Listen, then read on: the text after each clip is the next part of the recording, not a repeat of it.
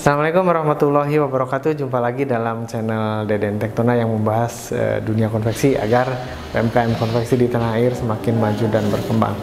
Sahabat semuanya, dalam video sebelumnya saya membahas tentang alternatif agar konveksi kita bisa terus bertahan dan bisa menghindari dari head to head dengan produk impor, barang jadi, thrifting atau produk ilegal. Seperti itu sahabat semuanya, yaitu dengan kita meningkatkan kemampuan kita menjadi konveksi yang bisa merambah ke B2B.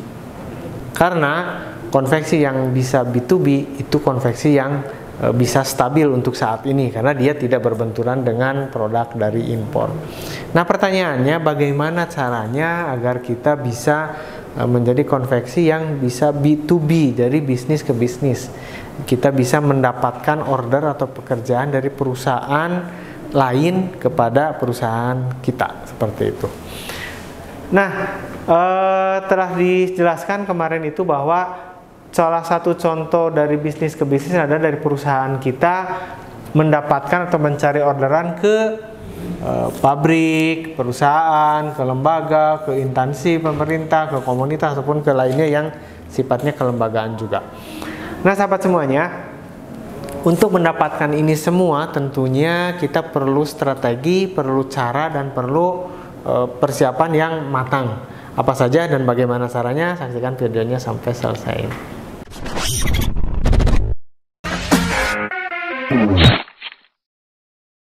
Terima kasih untuk sahabat yang masih setia menyaksikan video ini sampai selesai nanti. Sahabat semuanya, untuk bisa menjalani perusahaan kita dari perusahaan ke perusahaan, dari bisnis ke bisnis, maka ada 3 hal yang perlu kita lakukan atau kita perhatikan. Yang pertama adalah persiapan.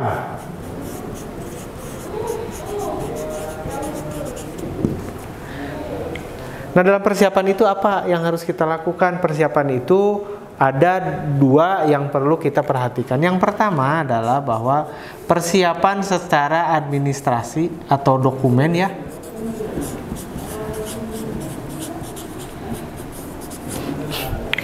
Nah, agar kita bisa bekerja sama dengan lembaga atau bisnis yang lain, itu kita harus melakukan persiapan, diantaranya melengkapi administrasi atau dokumen perusahaan kita.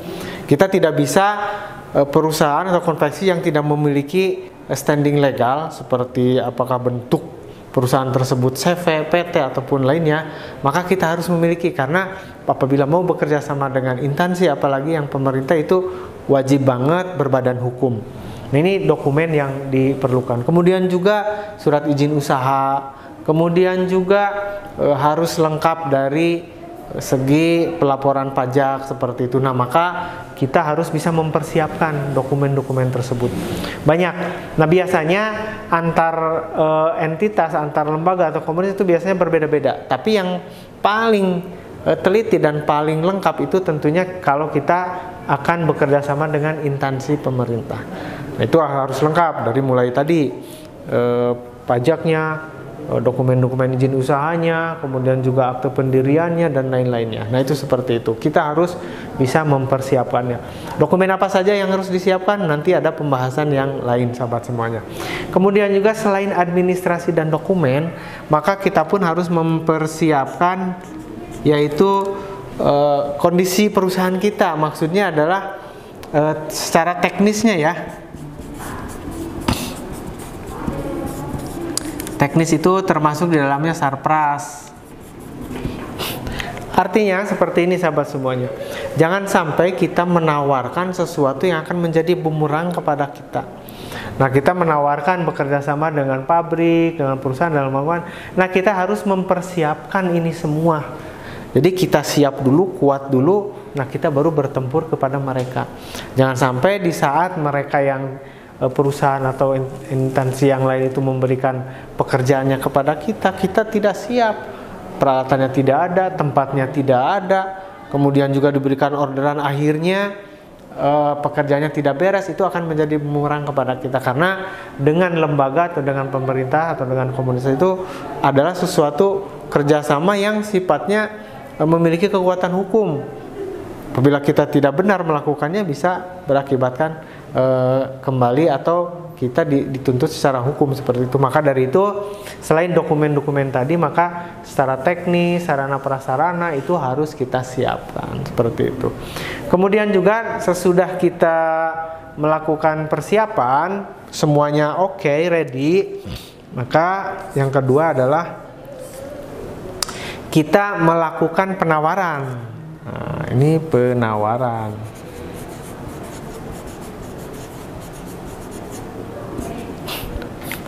Nah, penawaran itu sahabat semuanya bisa ditempuh berbagai cara. Bisa penawaran secara online, bisa penawaran secara offline. Nah, apabila secara online,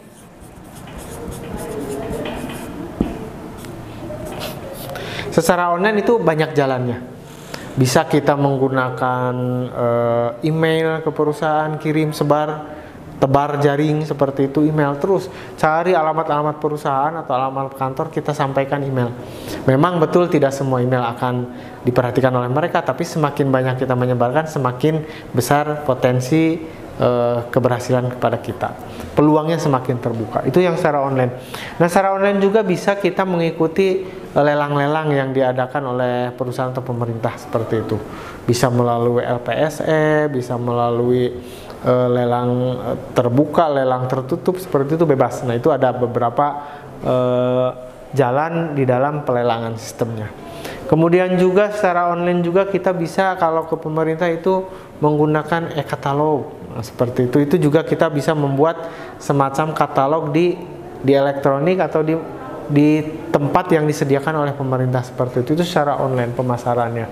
Nah, maka dari itu kita juga mestinya belajar bagaimana caranya mengikuti lelang secara online, membuat katalog seperti itu. Nah, itu akan panjang pembahasannya, kita belajar di sesi berikutnya. Kemudian juga selain online adalah kita secara offline. Offline juga perlu sahabat semuanya.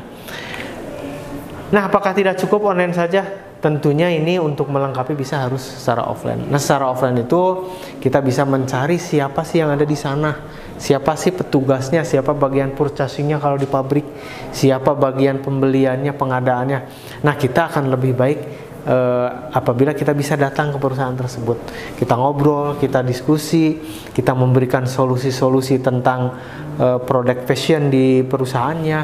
Misalnya sahabat-sahabat yang terbiasa dalam B2C membuat kerudung misalnya. Nah, apabila kita bisa datang ke perusahaan tersebut secara offline, maka kita bisa berdiskusi. Barangkali ada peluang di perusahaan tersebut misalnya menggunakan kerudung para ibu-ibunya, kita bisa menawarkan sesuai dengan keahlian kita. Seperti itu. Kemudian juga dengan secara offline kita bisa berdiskusi. Keperluannya apa, modelnya bagaimana, jenis bahan yang diinginkan, seperti itu. Nah, kedua-duanya harus ditempuh dalam penawaran atau pemasaran tersebut. Tidak bisa kita hanya satu saja, kita harus dua arah. Bagaimana caranya? Tentunya kita akan pelajari berikutnya. Nah, dan yang ketiga adalah